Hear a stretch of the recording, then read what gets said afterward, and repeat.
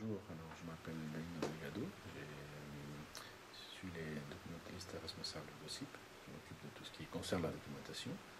Je suis originaire de Cuba, j'habite en Suisse depuis déjà un certain nombre d'années.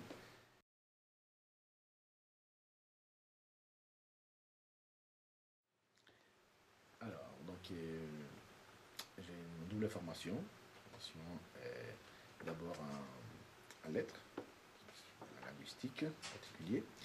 Et ensuite, j'ai fait une formation des spécialistes en information et documentation. C'est à l'école de gestion à Genève. Voilà.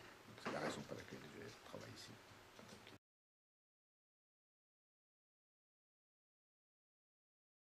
Alors, bon, le travail a plusieurs lignes, en quelque sorte.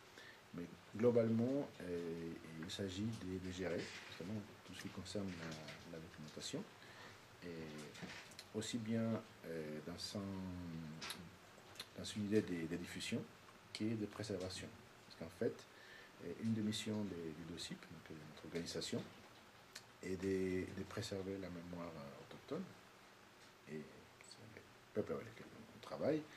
Et donc, pendant les conférences internationales, il y a un certain nombre de conférences dans lesquelles les peuples autochtones participent, et notamment l'instance permanente à Genève, et en ce moment, le mécanisme d'experts sur le peuple autochtone.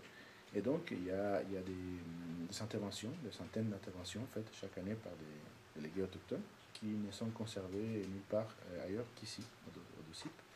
Et donc, nous, notre travail aussi est de conserver, de classer, de numériser, de les passer dans une base de données afin qu'ils soient disponibles dans le monde entier, en temps réel, de manière générale, pour que ça puisse être accessible partout et en même temps être conservé. Donc ça, c'est une de nos tâches. Ensuite, il y a un grand nombre de documents divers qui nous arrivent, qu'on conserve. Et il y a aussi un certain nombre de périodiques, de publications périodiques. Certaines d'entre elles sont produites directement par des organisations autochtones. Donc, c'est peut-être un des seuls à l'avoir ici dans la région. Donc, on les conserve aussi. On fait le même travail de préservation, de classification et de diffusion. On a ici une base de données qui permet d'accéder à autant de matières des différents périodiques. Et puis, donc ça c'est au niveau de la gestion documentaire. Et bien évidemment, aussi bien pendant les conférences qu'en dehors des conférences, on a des demandes qui viennent des délégués autochtones, mais aussi des chercheurs, mais aussi parfois des étudiants, dans certains cas, qui sont spécialisés dans les domaines.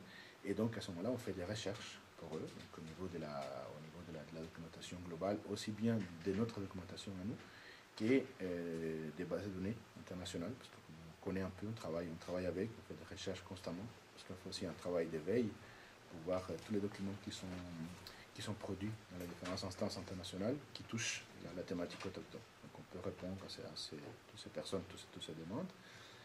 Et puis, il y a aussi une partie du travail qui se fait périodiquement dans certains moments, c'est au niveau de la formation, c'est-à-dire qu'on a organisé des stages pour des délégués autochtones, et qui consistaient, bon, un certain nombre d'entre eux c'était à l'étranger, donc les autochtones un peu les apprendre à gérer la documentation par rapport aux droits de l'homme, mais en général aussi. Et puis aussi, il y a des groupes de stagiaires, donc, autochtones, en particulier d'Afrique, qui sont venus à Genève. Et il y a eu un processus de transfert des capacités dans lesquels j'ai participé justement dans la formation. C'est un stage qui a duré 6 mois, afin de les rendre capables, compétents et capables de développer un centre de documentation pour eux, dans leurs conditions, dans leur pays. Donc c'est ce travail un peu pédagogique aussi par rapport à ce type de formation dans lequel je suis impliqué aussi.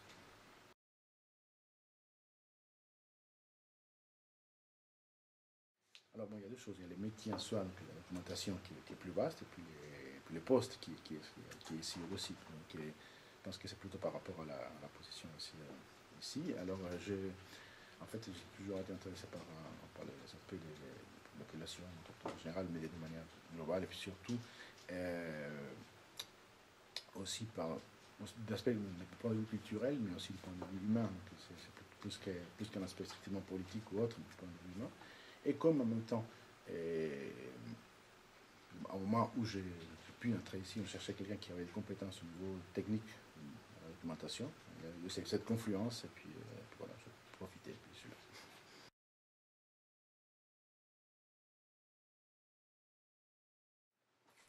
Alors, en particulier pour tout ce qui est la documentation, parce qu'il y a des compétences qui sont plus générales, des compétences plus spécifiques. Et je pense que, bon, globalement, il faut avoir une certaine résistance au stress, parce qu'on travaille dans des conditions, moi ici, quand on est au bureau, il y a aussi il y a des urgences, mais c'est un peu différent, mais quand on est dans les conférences, on doit s'attendre à des... Parce qu'on va à New York, on va à Genève aussi à l'ONU, et on doit créer des conditions qui permettent aux autochtones d'avoir accès à ce qu'ils souhaitent, et aussi de travailler nous. Donc là, les conditions sont parfois un peu difficiles, donc il faut être souple, il faut avoir une certaine résistance au stress, il faut être une certaine rapidité d'adaptation. Et puis, en particulier pour ce qui est la documentation, il faut avoir un certain esprit de rigueur, donc, parce qu'il faut, au niveau du classement, au niveau de l'organisation de l'information, un esprit de rigueur, et puis pouvoir rapidement trouver en quelque sorte la voie pour décrire la documentation, et aussi une certaine capacité d'interprétation pour comprendre un peu les besoins des gens et pouvoir les répondre.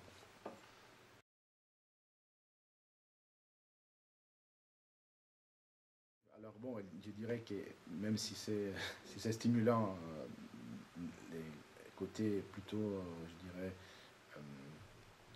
je n'irai pas jusqu'à la qualifier de négatif, mais oui, c'est vrai que dans certains moments, à certains moments en particulier, il y a un certain niveau de stress qui peut se présenter, donc ça pourrait être perçu comme négatif, et puis positif, mais bon, il y a tout le reste. Donc le fait de travailler avec des peuples, des communautés qui nous font sentir que le travail que l'on fait est utile, est nécessaire. Donc ça, c'est un moment qui se fait constamment, et plus particulièrement pendant les conférences, parce que là, on perçoit directement chez les gens un peu les résultats du travail qu'on fait.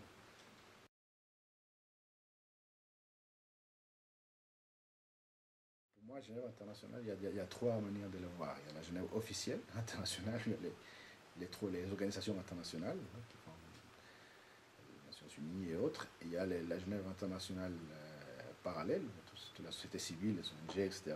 Et puis il y a la Genève internationale, la mesure, c'est une ville qui est internationale, parce que c'est multiculturel, et il y a des personnes de toutes les nationalités.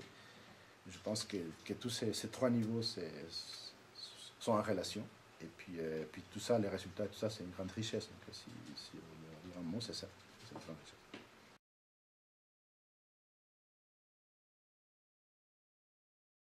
Personnellement, je dirais qu'il faut bien réfléchir à pourquoi on veut s'engager.